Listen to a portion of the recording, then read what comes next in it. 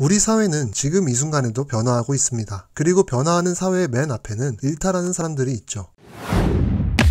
머튼은 사람들이 처한 아노미 상황이 각각 다르다며 총 5가지 유형을 제시합니다. 한 가지는 동조이고 나머지 4가지는 일탈인데요. 어렵지 않습니다. 단지 문화적 목표와 제도적 수단을 수용했는가를 기준으로 OX를 나눈 것 뿐이니까요. 먼저 이 테이블만 기억해주세요.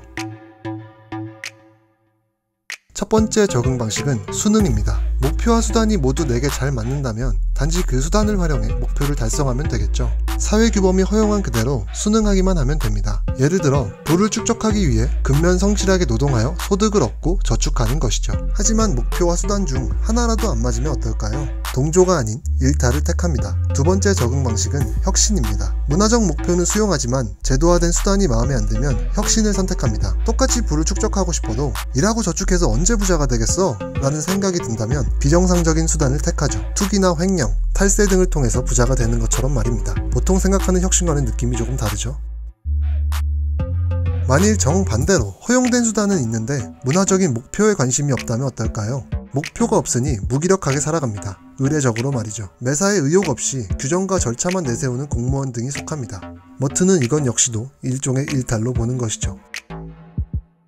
최악의 경우 문화적 목표도 제도적 수단도 모두 안 맞을 수가 있는데요. 이때 사람은 패배주의를 선택합니다. 알코올 중독자가 되어 직업도 없이 하루하루를 보내거나 속세를 떠나 자연인이 되기도 하죠. 따라서 패배주의는 도피라고 번역되기도 합니다.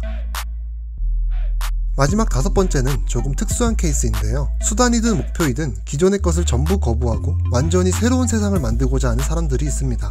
이를 반역이라고 부르죠. 절대 왕정을 전복시키고자 시민혁명을 일으키거나 자본주의를 타파하고자 공산당 혁명을 일으키는 등 자신이 속한 사회의 틀을 깨고자 하는 행동이 반역에 속합니다. 이렇듯 머튼은 일탈이 발생하는 4가지 상황을 보여드렸습니다. 그렇다면 이제 어떻게 해야 할까요? 일탈을 없애면 될까요? 일탈이 없다면 사회가 잘 통제되고 질서가 유지될 것입니다. 하지만 일탈은 우리 사회에 꼭 필요한 현상이기도 한데요. 사회학자 루이스 코저는 일탈이란 한 사회가 변화에 적응하는 방식이라고 말합니다. 일탈이 때로는 사회 변동의 원동력이 되기 때문인데요. 우리 사회는 지금 이 순간에도 변화하고 있습니다. 그리고 변화하는 사회의 맨 앞에는 일탈하는 사람들이 있죠. 역사적으로 독립운동, 민주화운동, 인권운동 등 당시 관점에서의 일탈 행위들이 기존의 사회 질서를 뒤집고 새로운 사회로 이끌어왔던 것처럼 말입니다. 일탈은 실제로 사회의 4가지 순기능을 해왔습니다. 대체 일탈이 어떻게 사회에 도움이 될 수 있는지 잠깐 소개해드릴게요.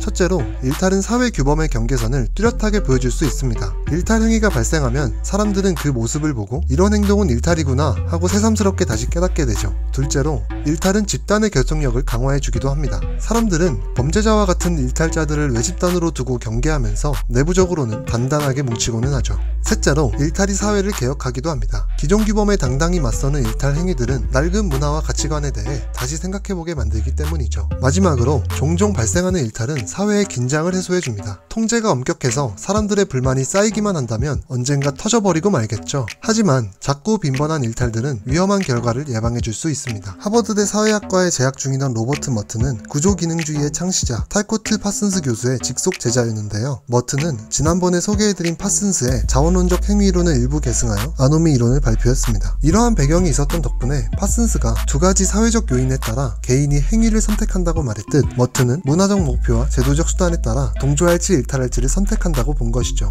우리는 일탈을 개인의 문제로만 보는 경우가 많습니다. 성격이 문제가 있어서, 의지가 약해서, 충동적이어서 등등 말이죠. 하지만 일탈은 개인만의 문제가 아닐 수도 있습니다. 개인을 둘러싼 사회적 요인, 예를 들면 문화적 목표와 제도화된 수단 같은 것들을 같이 생각해봐야 하는 것이죠. 이번 영상은 여기까지입니다. 영상이 마음에 드셨다면 많은 분들이 보실 수 있도록 구독과 좋아요 부탁드립니다. 일탈에 대한 여러분의 생각을 댓글로 남겨주세요.